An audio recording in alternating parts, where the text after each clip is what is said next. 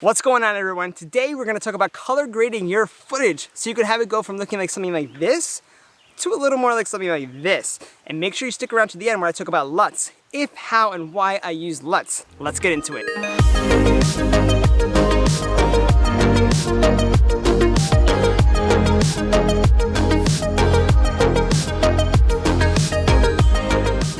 What's going on, everyone? My name is Jeremy Gray and welcome to today's video.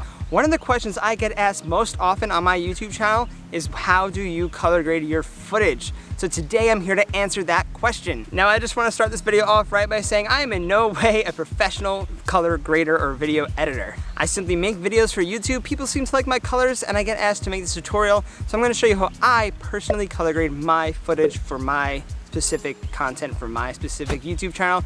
There's no right or wrong way. This is just how I do it. So before we jump into the computer, which we will, we're gonna get there. We're gonna jump into Premiere in a little bit. I just want to come outside to shoot a little footage to actually color grade. I also want to talk about a few things first that are gonna apply to your color grading. So let's get into that. First thing I want to talk about is camera settings. You want to obviously make sure that you're shooting your footage properly, and if you don't really know how to shoot your vlogs, I do have a short tutorial. It's about 2 minutes long. I'll link it up here on the vlog settings that I use to make my vlogs. So pause this video, check that out if you're interested. So in that video, I do mention that I'm using the neutral profile most of the time. Recently, I downloaded the cine style profile for the Canon EOS M50, which is what this video is being shot on now, and that's what we're gonna grade. Now this profile provides a lot more of a flat image, which is great for color grading. I'll leave a link down in the description where you can download cine style for your EOS M50 for free. And another thing worth noting is that the way I shoot my videos is not absolute.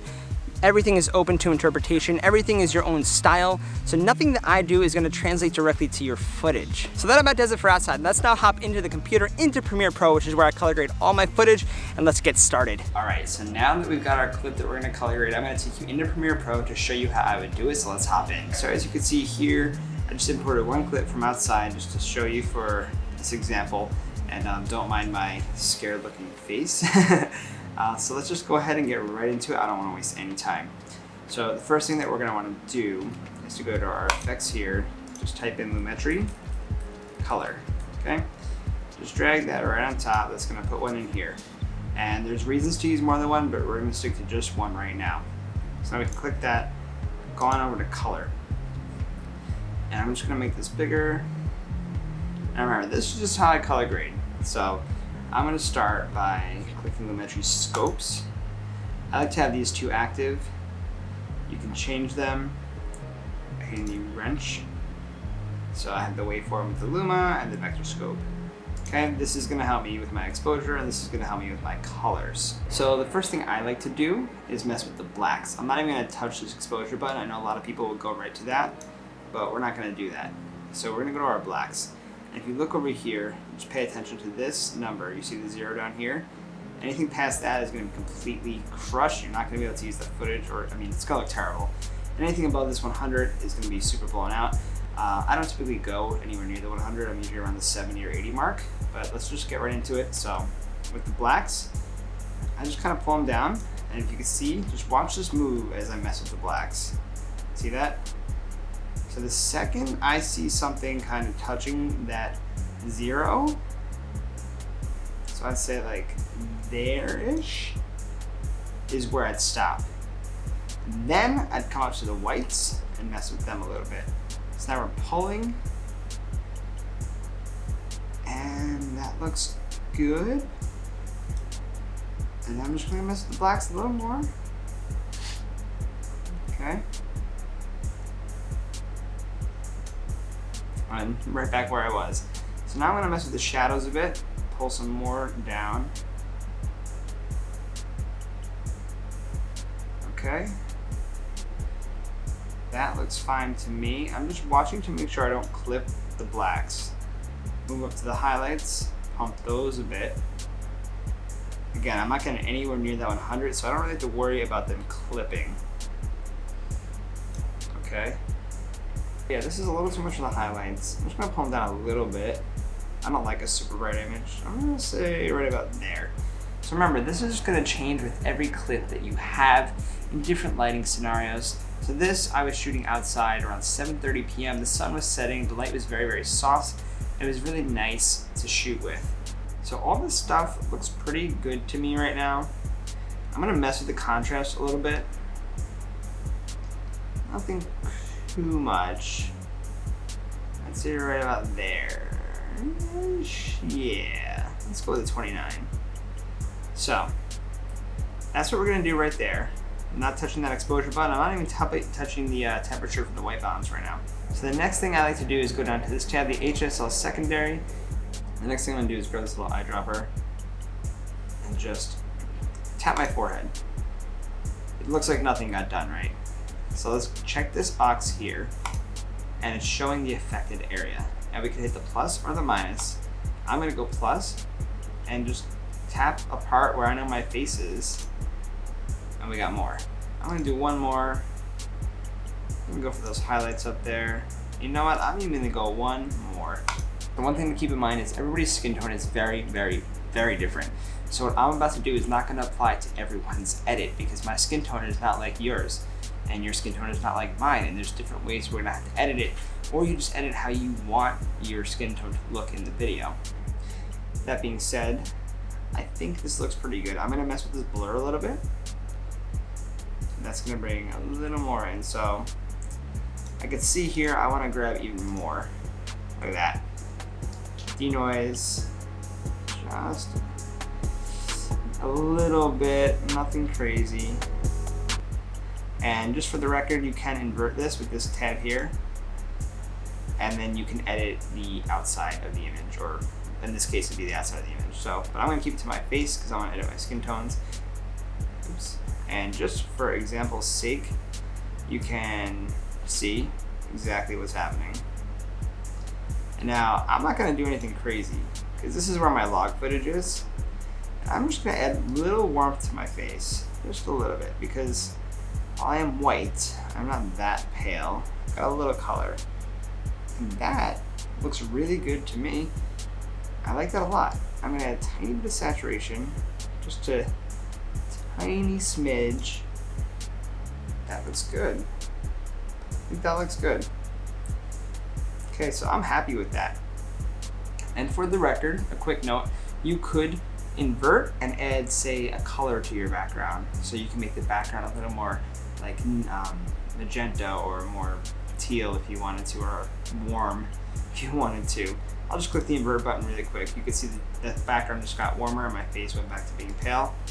But we're gonna leave it like this. So I'm done in there. I'm totally done in the HSL secondary. And the next thing I'm gonna do, I add a tiny vignette, and by tiny, I literally mean -1. That little tiny bit. You can see the difference, 0, -1. It just brings it in a little bit, just to kind of focus on what's going on up there. So I'm gonna be honest, this is pretty much all I would do to this clip. That looks great to me, in my opinion, for what I like as a style.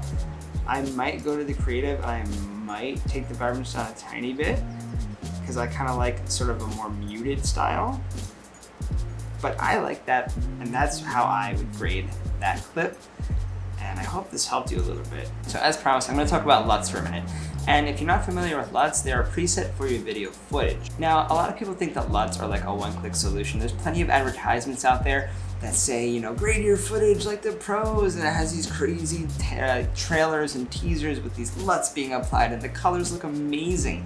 I'm telling you right now that it's just false information, it's fake news. And what a lot of people don't understand is that LUTs are fine. I'm not against LUTs whatsoever, which is why I made my own, but they're not a one-click solution, because every clip is gonna be different. LUT should be applied after the fact. So I'm gonna show you how I would use a LUT right now. So we're gonna come in here. We've got our graded clip, right? You always wanna grade first. That is the most important part about using a LUT. Grade your footage first. I'm gonna drop down to the effects tab. I'm gonna drag another lumetri color on. And now, let's go down. The new lumetri color, you can see here, there's nothing done. This is the new one. And if you want to make your life a lot easier, you can rename it and put LUT. Oops. So you know this one has the LUT on it, and this one is your grade. I mean, if you really wanted to, you could just put graded. Boom. So now you've got these separate. So from the LUT, I'm gonna go down to creative. You can do this on either side.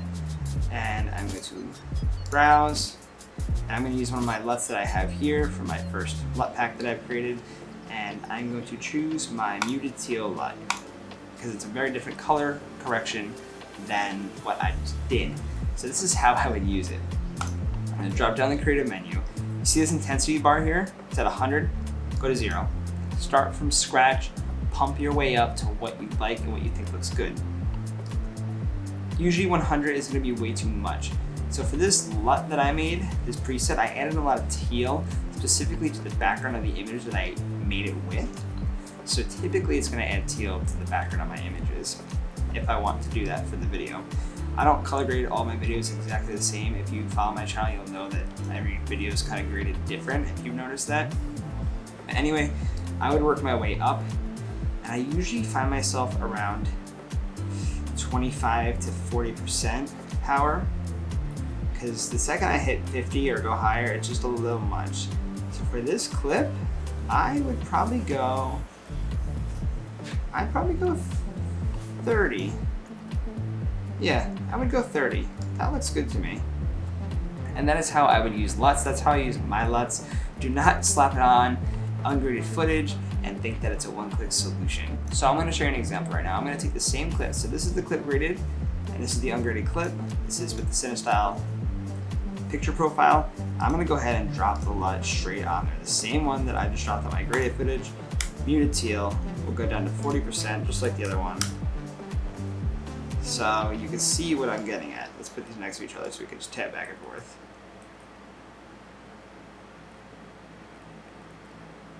You need to grade your footage first. A LUT is not a one-click solution.